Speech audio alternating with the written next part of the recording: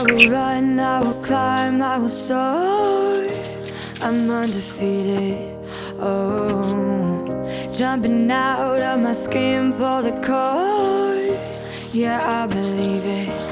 Oh, the past is everything we were. Don't make us who we are. So I'll dream until I make it real, and all I see is stars. It's not until you fall that you. So hello and welcome to my YouTube channel. I am Zoheb Sarwar. इस video में हम बात करेंगे पियान्जा दी रोमा। आपने university का नाम सुना ही होगा, यूनिवर्सिटा दी सपिएंजा। तो उसमें ये है कि मैंने भी उसी में एडमिशन लिया है, लेकिन उसमें एक स्कैम है। स्कैम समझ लो आप या चाहे जो भी समझ लो, लेकिन वो ये है कि उसके दो कैंपसेस है। एक उसका मेन कैंपस है जो कि रोम में है, और उसकी लोकेशन और जो चीज़ें हैं वो बहुत बेटर है। लेकिन उसका एक सब कैंपस है जो कि रीति कैंपस है, जहाँ पर मैंने अपना एडमिशन गलती से ले लिया था। सो अगर आप सपिएंजा यूनिवर्सिटी में अप्लाई करने वाले हैं तो पहले मेक श्योर करें कि क्या आपका जो कोर्स है वो सपिएंजा दी रोमा में है और उसकी लोकेशन रोम में है या फिर रीति में है। तो अब मुझे, जैसा कि रीति एक बहुत बड़ा सिटी नहीं है, अब में से तो काफ़ी ने उसका नाम भी नहीं सुना होगा कि ये कौन सा सिटी है। ये एक छोटा सा सिटी है, कोई ख़ास बड़ा नहीं है, और फिर भी ठीक है। तो अब बात कर लेते हैं सपिएंजा यूनिवर्सिटी में अवेलेबल कोर्सेज़ के बारे में। तो इसमें बहुत ज़्यादा कोर्सेज़ अवेलेबल हैं, जिनमें से ज़्यादा की तादाद इटालियंस में है, लेकिन इंग्लिश में भी as compare to other universities बहुत ज़्यादा कोर्सेज़ हैं, स्पेशली इन मास्टर्स। मास्टर के लिए यहाँ पर 47 इंग्लिश स्टार्ट प्रोग्राम्स हैं, और एक सिंगल साइकिल प्रोग्राम है, यानी जिसमें मास्टर और बैचलर इकट्ठा होता है, वो वाला प्रोग्राम, और वो मेडिकल फील्ड में है। तो और उसके अलावा 6 बैचलर कोर्सेज़ हैं। इन 6 बैचलर कोर्सेज़ में से एक जो है वो सस्टेनेबल बिल्डिंग इंजीनियरिंग, जो कि मेरी यूनिवर्सिटी में यानी रीति कैंपस में है। सो तो ये 5 कोर्सेज़ हैं वो रीति कैंपस में नहीं है, मेन कैंपस में है रोम के। सस्टेनेबल बिल्डिंग इंजीनियरिंग प्रोग्राम जो है वो बैचलर और उसका मास्टर दोनों ही रीति कैंपस में है, जो कि एक अलग सिटी है, और उसका प्रोविंसा भी रोम नहीं है, उसका प्रोविंस भी और सिटी है। इसके अलावा जो ये 5 कोर्सेज़ हैं बैचलर में, ये 5 कोर्सेज़ जो हैं ये आपको मेन रोम कैंपस में पढ़ाए जाएंगे। इनमें से कुछ मेडिकल फील्ड के हैं और कुछ कंप्यूटर और इंफॉर्मेशन एंड टेक्नोलॉजी की फील्ड का है। तो आप देख लीजिएगा अगर आपने इनमें से कोई करना हो। और मास्टर्स की बात करें तो मास्टर्स के 47 कोर्सेज़ हैं, और उसमें हर डिपार्टमेंट के कोर्सेज़ हैं, मेडिसिन के, टेक्नोलॉजी के, इंजीनियरिंग के।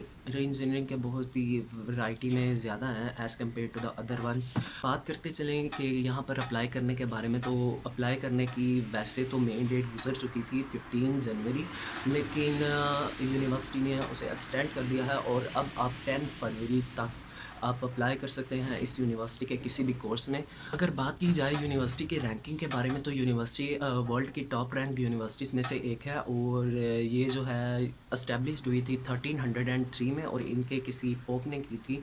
ना सिर्फ इटली बल्कि पूरे यूरोप में ही इसकी डिग्री की वैल्यू है। सपिएंजा में बहुत से स्टूडेंट पाकिस्तानी और इंडियंस एडमिशन लेते हैं, और उनका वीज़ा प्रोसेस भी बहुत अच्छे से कंप्लीट हो जाता है, क्योंकि ये जो है टॉप रैंक यूनिवर्सिटी है। तो इसकी जो जब आपका वीज़ा इंटरव्यू होता है तो आप इसकी काफ़ी ज़्यादा तारीफ़ें कर सकते हैं। तो इसलिए अगर बात की जाए इस यूनिवर्सिटी में आने वाले स्टूडेंट्स के वीज़ा के बारे में, तो यहाँ पर आने वाले स्टूडेंट्स का मोस्टली वीज़ा जो है वो लग जाता है। मेरी क्लास में 15 पाकिस्तानी स्टूडेंट्स हैं, तो आप अंदाज़ा लगा सकते हैं कि इसकी 15 टू 16 इंक्लूडिंग मी, तो इससे आप अंदाज़ा लगा सकते हैं कि यहाँ की वीज़ा रेशो के बारे में, इस यूनिवर्सिटी के एडमिशन के बारे में, कि यहाँ पर एडमिशन लेना इतना भी मुश्किल नहीं है। जस्ट आपके 50% से अब आप मार्क्स होने चाहिए, और ऑल जो प्रोसेस है वो आपने ऑन टाइम करना है, तो आपको एडमिशन मिल जाएगा। इस यूनिवर्सिटी के वेबसाइट का लिंक मैंने डिस्क्रिप्शन में डाल दिया है, तो आप वहाँ से फर्दर डिटेल्स दे सकते हैं और अपना जो कोर्स है उसके बारे में डिटेल्स में देख सकते हैं।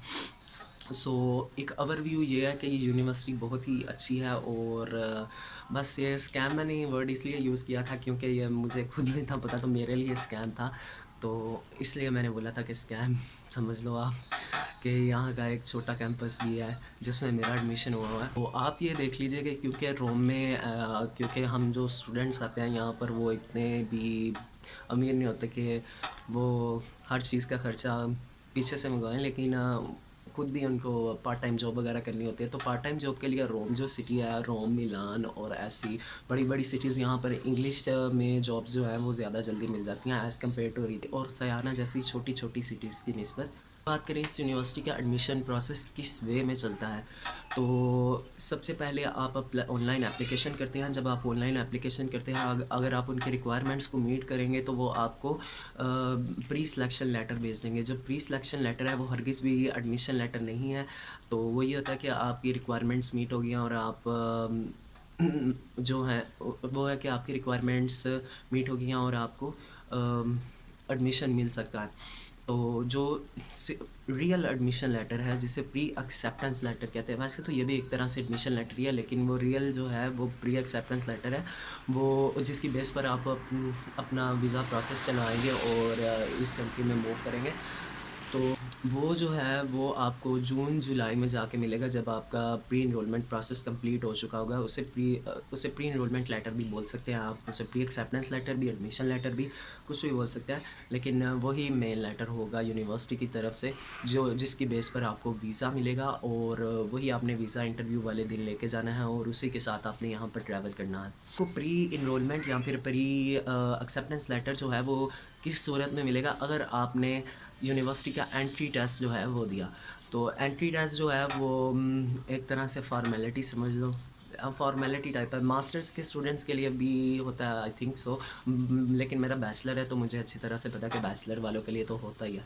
तो वो सीसा जो कंपनी है या इंस्टीट्यूट है जो भी है, सीसा है, वो टोल्स का टेस्ट रखते हैं और उसमें इंग्लिश टोल्स देना होता है। इंजीनियरिंग के स्टूडेंट्स के लिए इंग्लिश टोल्स आई होता है, और इसी तरह हर इकोनॉमिक्स की फ़ील्ड के लिए और कंप्यूटर की फ़ील्ड के लिए हर एक के लिए डिफरेंट इंग्लिश टोल्स। ये एक बेसिकली थर्ड पार्टी है जो टेस्ट हेल्ड करती है। पहले तो कोशिश करें आप वो टेस्ट क्लियर करें, क्योंकि फिर बहुत प्रॉब्लम हो जाती है और आपकी इनरोलमेंट प्रोसेस जो है वो डिले हो जाता है।